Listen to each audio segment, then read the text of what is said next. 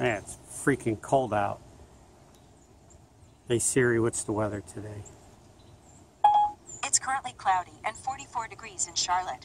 Expect mostly clear skies starting in the afternoon.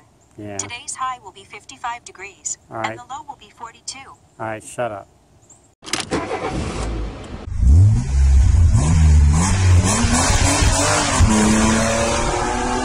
This year a bunch of Jeep challenges came out where people talk about their Jeep, and at the end they call out 3 other YouTube creators to talk about their Jeep.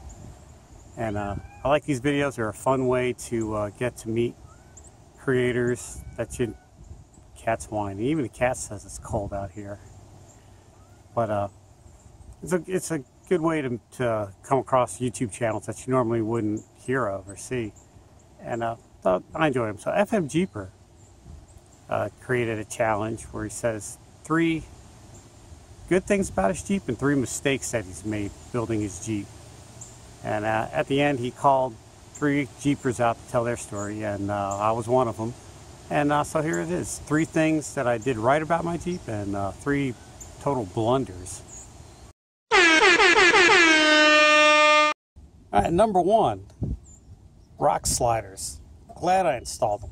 Didn't think I would ever need them. At the time I was doing a totally different type of wheeling. I was doing more overlanding, more unmaintained fire roads and stuff. Hitting the rockers was never even an issue. And then I discovered a different type of wheeling, and sliders became necessary. Very glad to put them on. Mistake number 1 is I put them on without frame stiffeners. So I should have put stiffeners on first, then the sliders. If I go with frame stiffeners, then I got to get new rock sliders, and then these will go on Craigslist for dirt cheap.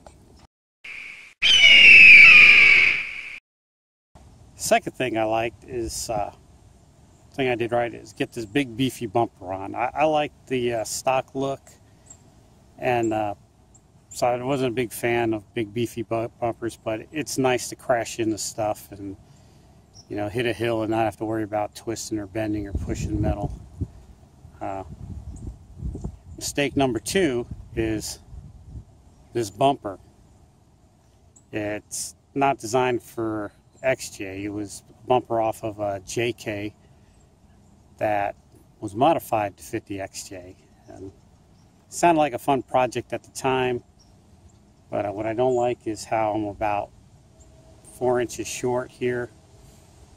It's no big deal, but I feel like I hit a lot of stuff, and I would like the little extra protection. But it's only cosmetic sheet metal, so I don't worry about it. I can bend metal back and fill it and replace fenders if I have to. But yeah, if I had to do it again, I'd just shell out the coin and get a proper bumper. I needed new ball joints, so I went the aftermarket route, and they were knurled. I didn't know any better, so I put them in, and so now I'm stuck going with knurled.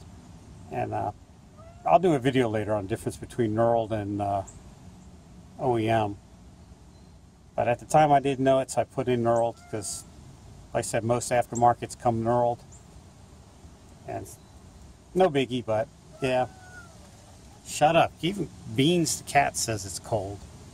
Modification number 3 that I absolutely love is the potato in the tailpipe. It is awesome whenever you pull over and just enjoy a nice snack. Potato-licious. Little taste of burnt valve.